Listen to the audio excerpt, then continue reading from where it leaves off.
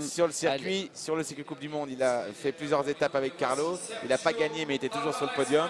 Avec un jeune cheval Zipper, il a remporté l'étape de Vérone, si ma mémoire est bonne. Je peux vous dire qu'il n'a rien à perdre. Hein, il est qualifié pour la finale. Il est là face à Ito du Château. Il va pas assurer. Sergio ne rentre pas en piste pour... pas le genre. Voilà, pour rien. Tout lui sourit. Et Carlo 273 n'est pas n'importe quel cheval non plus. Victoire française, grâce à Ito, hein, je me rapproche. Oui, on y croyait beaucoup. Victoire australienne ou victoire espagnole. Je crois 8 foulées de l'axer vert à l'axer bleu pour Carlos va être très très long. Il lui montre le vertical, il a bien envie de faire un virage bien serré là. Ah oui, le demi-tour. Oui. Ouais.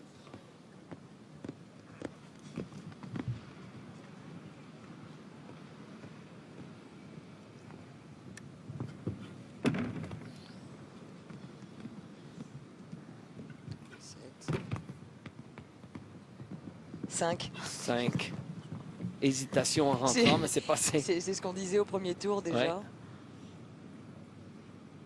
Et regardons s'il peut avoir les 8. Et c'est fait facilement même.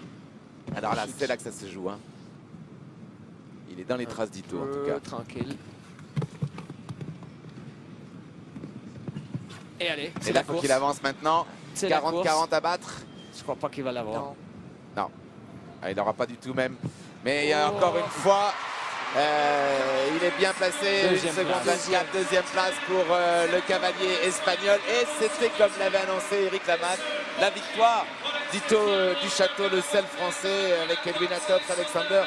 Le cheval qui fait, regardez, cette belle image du soigneur. C'est incroyable ce que ces gens-là vivent avec ce cheval. Il a quand même il y a quelques semaines remporté la finale d'Abu Dhabi. C'est le cheval de sa vie. Je le disais avec Rodrigo Pessoa pendant le top 10, on a eu le meilleur cheval seul français du monde avec Balou Béduroué. Je crois qu'aujourd'hui on peut dire qu'Ito du Château reprend le flambeau. Oui. C'est le meilleur seul français, c'est incroyable. Ouais, j'ai bien senti, j'ai adoré son top 10. Ouais. Elle est rentrée ici pleine confiance. Elle a fait un barrage super vite dans le top 10, a presque gagné. Et elle est revenue ce week-end dimanche pour la Coupe du Monde. Incroyable. Il n'y a pas à dire le mental. Il y a quand même des chevaux qui sont faits pour ça. Il y a des chevaux qui comprennent le but du jeu, qui aiment ça et qui donnent tout ce qu'ils ont dès qu'ils rentrent en piste. Mais comment conserver, Eric, Marie, comment conserver avec un cheval qui a autant sauté partout dans le monde, qui a autant voyagé, qui a fait 10 fois le tour du monde, des dizaines et dizaines de concours et qui reste encore aussi frais, quoi. Et leur donner autant qu'ils nous donnent. Ouais, ils adorent. Le sport pour eux, c'est un loisir. On va voir la championne du jour avec Amandine Garde. Oui, Gabriel, je suis avec Edwina Enouda. It was fantastic Friday and now you win. It's exceptional now. Yeah, he's just unbelievable, that horse. He's amazing. I mean, he wanted to win the other day and we didn't, and I was a little bit mad about it, and so I came back a little bit stronger today, and I didn't know if I was fast enough. So I don't know, he's just in such good shape. It's unbelievable. He just keeps getting better. Thank you very much.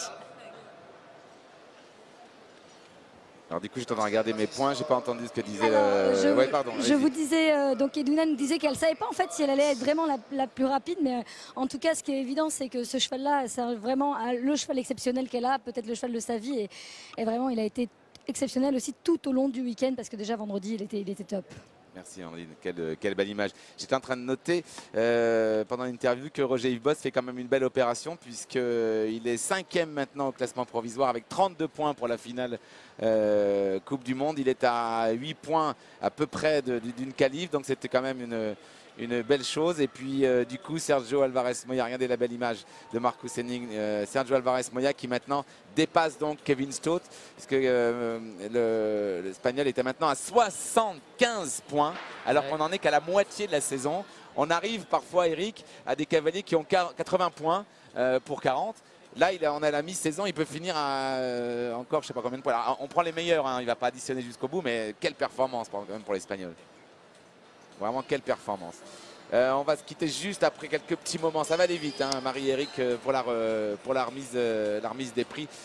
On va partager évidemment ce beau podium. Regardez cette belle image quand même. Ito du Château. Jamais son nom s'effacera de l'histoire du sport et de nos mémoires, ça c'est sûr.